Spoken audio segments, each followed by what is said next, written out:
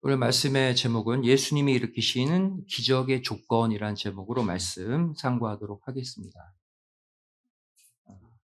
예수님의 행적을 기록하고 있는 신약의 네 권의 성경을 우리는 사복음서라고 말을 하죠. 마태복음, 마가복음, 누가복음, 요한복음.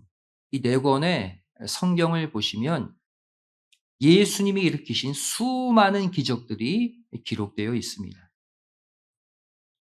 그렇다면 예수님이 이렇게 말씀만 전하지 않으시고 왜 큰 권능, 큰 이사, 큰 이적도 함께 일으키셨을까요? 기적을 일으키신 이유가 무엇일까요? 사도행전 2장 22절 말씀 보시면 그 이유를 가리켜 너희 앞에서 그를 증거하기 위함이다라고 말씀하고 있어요. 예수님이 일으키시는 기사 이적을 통해 예수님 자신의 신성을 증거하려고 일으키셨다는 거예요. 하지만 예수님은 자신의 기사 이적에 관해서 심각한 말씀을 하셨습니다. 마태복음 12장 39절 말씀 보시면 악하고 음란한 세대가 이 기적, 표적을 구한다 라고 경고하고 계세요. 예수님이 기적을 일으키시면서 기적을 좇는 자들에게 악하고 음란한 세대다라고 말씀하시는 거예요. 다시 말하면 예수님이 베푸시는 기적의 참 뜻을 알지 못하고 쫓으면 우리도 악하고 음란한 세대가 될 수 있다는 거예요. 그래서 이 시간에는 우리가 악하고 음란한 세대가 되지 않기 위해서 예수님이 행하셨던 기사 이적의 진정한 의미가 무엇인지를 깨닫고 새기는 시간을 갖기를 원합니다. 예수님이 일으키신 여러 가지 기적들을 통해서 기적의 의미를 조각조각 맞춰 가도록 하겠습니다. 첫 번째 기적, 우리가 다 아는 기적이죠. 물이 포도주가 되는 기적을 예수님이 일으키셨어요. 요한복음 2장 11절 말씀을 보시면 가나 혼인잔치에서 일어난 물이 포도주가 되는 기적을 예수님의 공생의 첫 번째 기적이다라고 따로 표기하고 있습니다.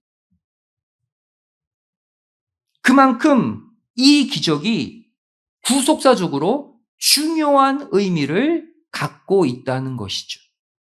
그래서 첫 번째 기적으로 선택하신 것이 물을 포도주로 바꾸신 사건이에요. 이 사건 함께 살펴보도록 하겠습니다.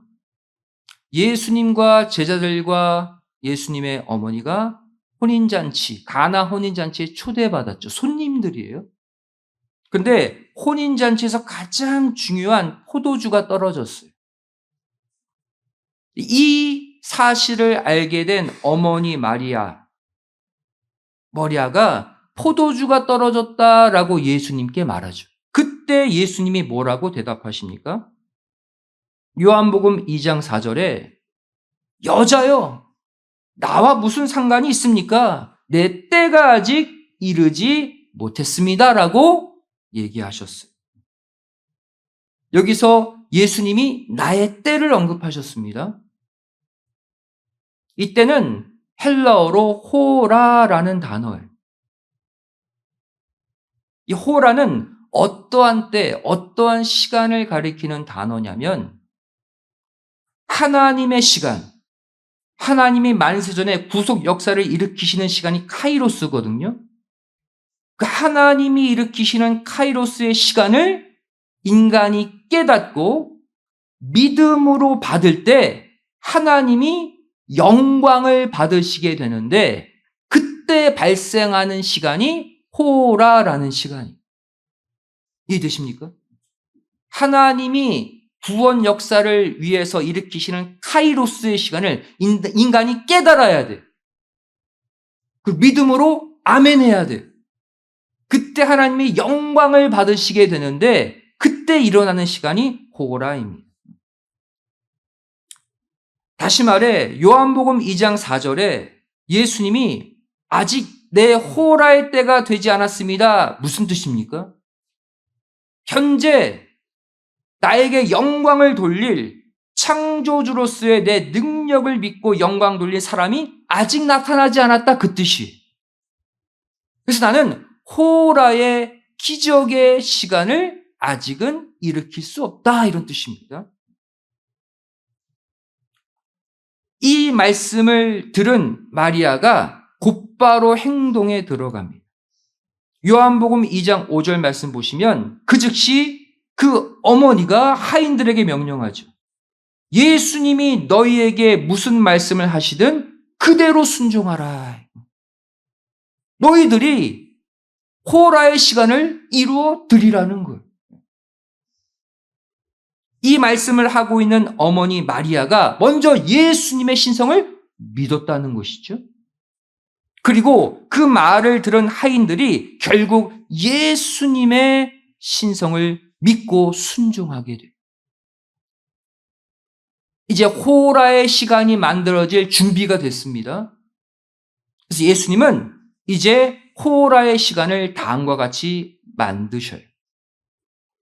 요한복음 2장 7절 8절 말씀 보시면 하인들에게 명령하죠. 항아리에 물을 채우라. 하인들 어떻게 했습니까?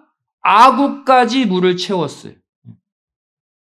또 예수님이 명령하죠. 그 물을 떠서 연회장에게 주라. 그들은 또 갖다 주는 순종을 연이어 했어요. 철저한 순종의 연속이죠. 그 순종의 결과 물이 극산품 포도주로 바뀌어서 그 혼인잔치를 즐겁게 했다. 결국 이 기적이 만들어지는 과정을 누구만 알았습니까? 예수님과 더불어 하인들만 알았죠. 요한복음 2장 9절 말씀 보시면 연회장도 몰랐어요. 하객들도 몰랐어요. 심지어 제자들도 몰랐어요. 그런데 물도온 하인들은 어떻게 이 포도주가 만들어졌는지를 알았다 그랬어요. 그 순간 예수님은 창조주로서의 영광을 얻게 되시죠. 호라의 시간이 발생한 거예요. 두 번째 예수님의 기사 이적입니다. 오병이어의 기적이죠. 보리떡 5개와 물고기 2마리로 남자만 5,000명을 먹였어요. 여자와 아이까지 수만 명을 먹이고 그리고 12 큰 광주리를 남긴 어마어마한 기적 사건이죠. 이 사건은 특이하게도 마태, 마가, 누가, 요한 4복음서에 다 기록되어 있는 기적입니다. 그만큼 중요한 기적이라는 것이죠. 그래서 이 기적은 마태복음 14장, 마가복음 6장, 누가복음 9장, 요한복음 6장에 다 나와요. 4복음서에 다 나온 기적은 흔치 않거든요. 이 또한 중요한 메시지를 담고 있는 기적임을 알 수가 있죠. 그런데 이 마태, 마가, 누가, 요한 오병이어의 기적을 다 기록하고 있는데 이 가운데 예수님이 오병이어의 기적을 일으키신 목적과 의도는 요한복음에만 기록되어 있어요. 요한복음은 깊잖아요. 오병이어의 기적을 일으키신 목적. 요한복음 6장 5절 6절에 기록되어 있죠. 이 기적을 일으키기 전에 제자인 빌립에게 묻습니다. 우리가 어디서 떡을 사서 이 사람들로 먹게 하겠느냐? 이렇게 물은 이유가 뭐예요? 어떻게 하실 것을 이미 아시고 빌립을 시험하기 위해서 물었다. 즉, 오병이어의 기적 사건을 통해 제자들을 테스트하고 시험하실 뭔가의 의도가 있었다는 것. 이 질문에 대해 2명의 제자가 반응합니다.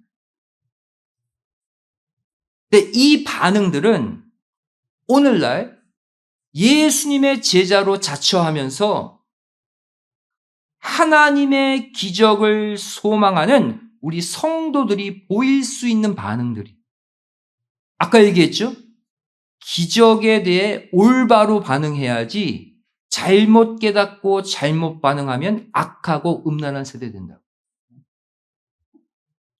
자, 이 질문에 대해, 이 기적 사건 전에 이 질문에 대해 먼저 빌립의 반응은 무엇이었습니까? 계산적인 반응을 했어요.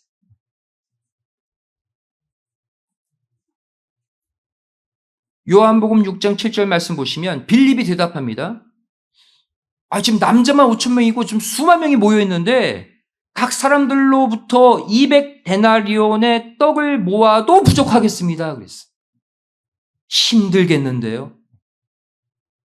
한마디로 머리와 이성으로 계산하며 신앙생활 하려 하는 성도들의 모습을 꼬집고 있는 거예요.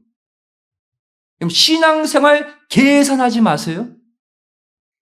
내가 교회에 이만큼 나왔으니 하나님이 복을 이만큼 주실 것이다. 하나님은 그러한 계산 싫어하십니다. 하나님은 복을 주실 때 기적같이 주시는 분이에요. 왜 하나님의 광대한 기적을 잘라서 계산하십니까? 그럼 안 주세요. 결론은 뭡니까?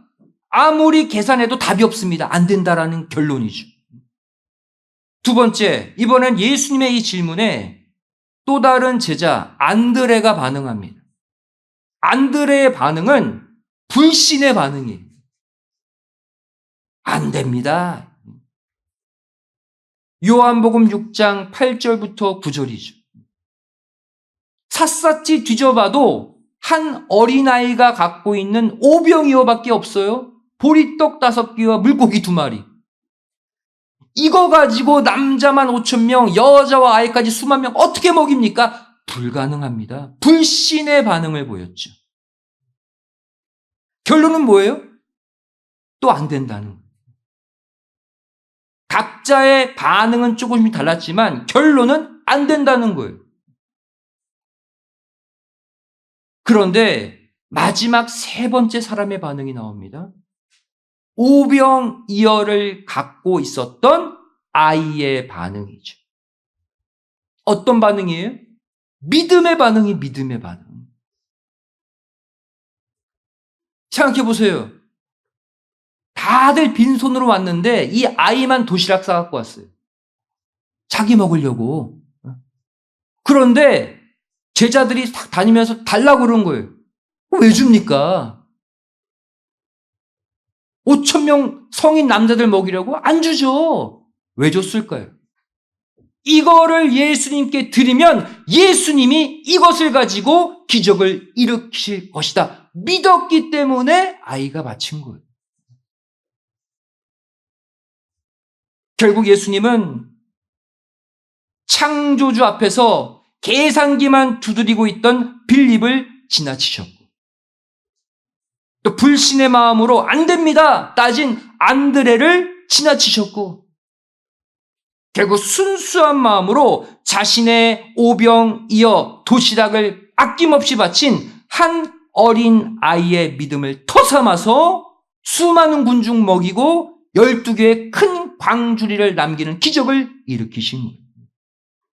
누구 때문에 이 기적이 성공으로 맞춰졌습니까? 어린아이 때문이에요. 2000년 전 이렇게 적은 양식으로 제자들을 시험하신 그 예수님께서는 지금 이 시간에도 우리를 시험하고 테스트하고 계십니다. 너의 가정에, 너의 직장에 큰 기적을 일으키시기 전에 너 나 믿느냐? 아니면 계산기 두드리고 있느냐? 나를 불신하고 있느냐? 먼저 테스트 하신다는 거예요. 여러분, 우리가 신앙생활 하면서 내가 갖고 있는 것이 정말 내 삶 전체를 조금 더 커버할 수 없는 연약한 오병이어 뿐입니까? 괜찮아요. 그것을 예수님의 손에 들이시기 바랍니다. 어차피 그것으로 내 생활 해결 못 하잖아요. 주님께 드리세요. 믿음으로.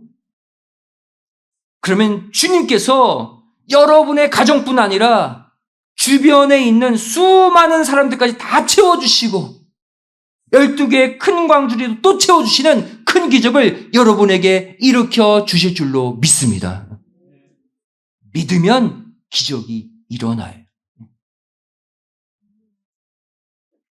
세 번째 기적 사건이죠. 죽은 나사로를 살리신 기적입니다. 요한복음 11장 5절 6절 말씀 보시면 예수님이 이 마르다, 마리아, 나사로가 한 가족인데 이 가족을 끔찍히도 사랑하셨어요. 베다니에 살고 있는 한 가정이었죠. 그런데 예수님이 사랑하시는 나사로가 병들었다는 소식을 들으시고 이틀을 더 제자리에 머무르셨다 그랬어요. 이 구절 보시면 이상한 예수님의 행동임을 알 수가 있죠. 나사로를 정말로 사랑하셨다면 바로 가서 고쳐주셔야죠. 다른 기사적 보시면요. 예수님 누굴 보거나 누가 아프다는 소식 들으면 바로 가셨습니다. 근데 사랑한다는 나사로가 병들었다는 소식을 듣고서는 바로 안 가셨어요. 이틀을 더 유하셨어요. 더 연기시켰어요. 결국 나사로가 어떻게 됐습니까? 요한복음 11장 17절 말씀 보시면 예수님이 도착했을 때 나사로가 금방 죽은 것도 아니고 죽은 지 사흘이나 되었어요. 사흘.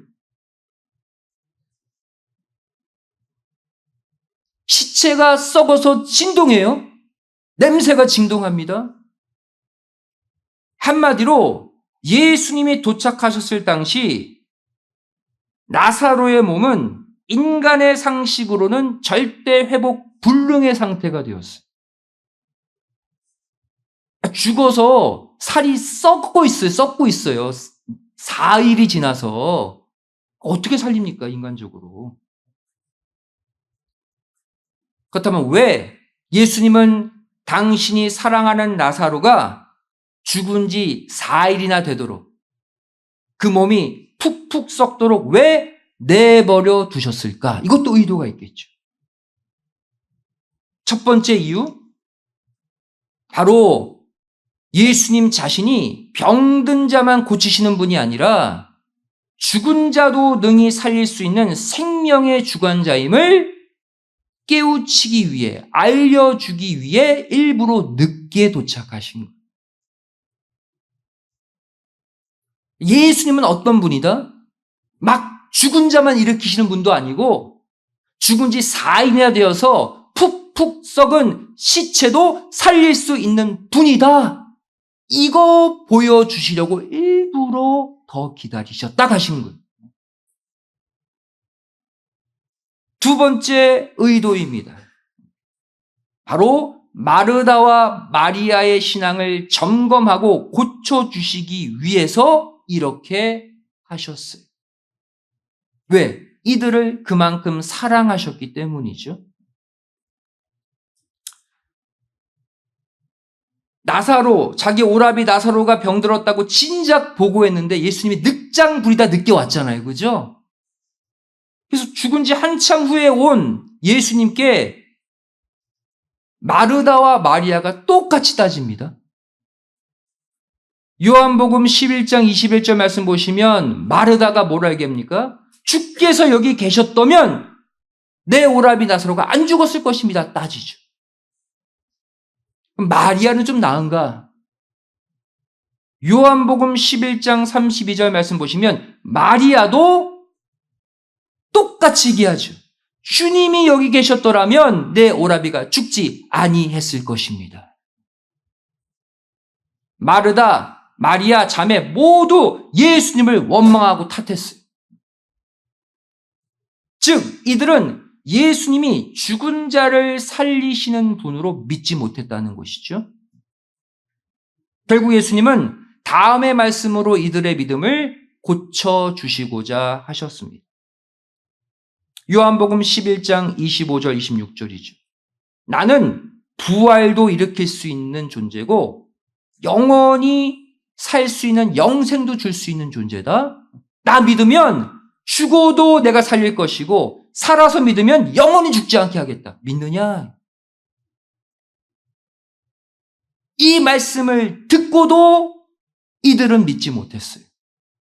이후의 구절을 보세요.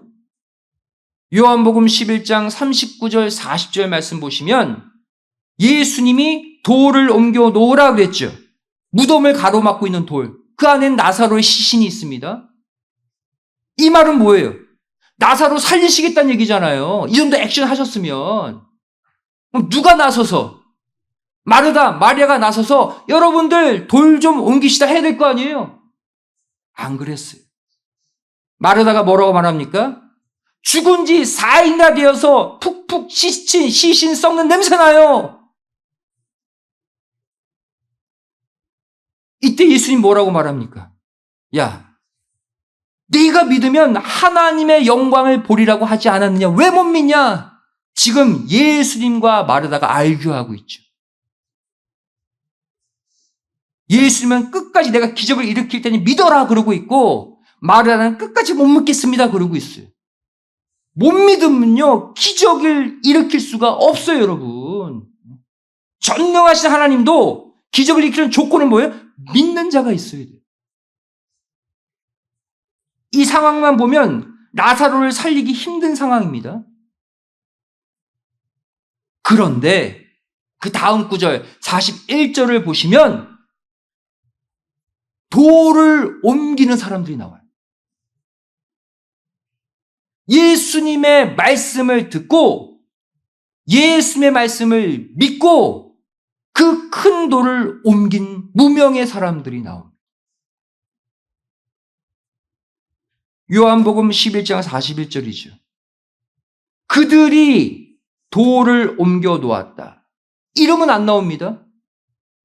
마르다, 마리아는 믿지 못하고 있었어요. 누군가가 믿었다는 얘기죠.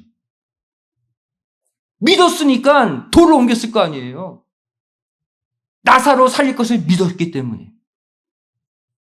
이 믿음의 사람들이 있었기에 나사로가 살아나는 기적이 일어난 거예요. 마르다, 마리아 때문이 아니라 예수님이 기적을 일으키시는 조건을 잘 보셔야 돼요, 여러분들. 기적 체험하고 싶잖아요, 여러분들도.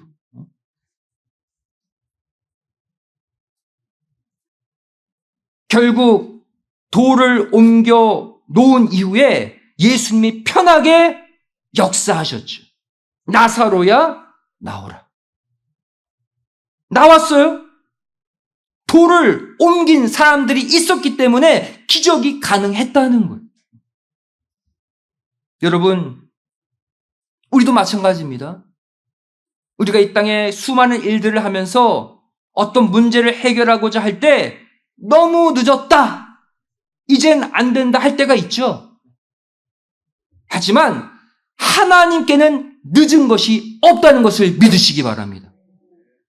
하나님에게는 늦은 것이 하나도 없어요. 다 하나님의 정확한 시간표대로 일하셔요. 여러분, 하나님만 믿으면 다 살아나고 다 회복됨을 꼭 믿으시기 바랍니다. 늦었다 낙심하지 마시고 하나님, 예수님 믿습니다. 기도하세요. 앞서 살펴본 이 세 가지 기적들의 공통점이 하나 있습니다. 오늘 이 말씀의 핵심이에요. 무슨 공통점이 있습니까? 이 기적들은 그냥 일어난 것이 아니라 이 기적이 일어나기 위한 믿음의 터전들이 존재했다는 사실이. 그 믿음의 터전들 위에서 예수님이 기적을 일으키셨다는 거예요. 보겠습니다. 물이 포도주가 되는 기적의 과정 속에는 어떠한 믿음의 사람들이 있었습니까? 믿음으로 순종한 하인들이 있었어요. 그래서 그 기적이 일어난 거예요. 또 오병이어의 기적 속에는 자신의 모든 양식을 믿음으로 바친 한 아이가 있었기 때문에 그 기적이 일어날 수 있었어요.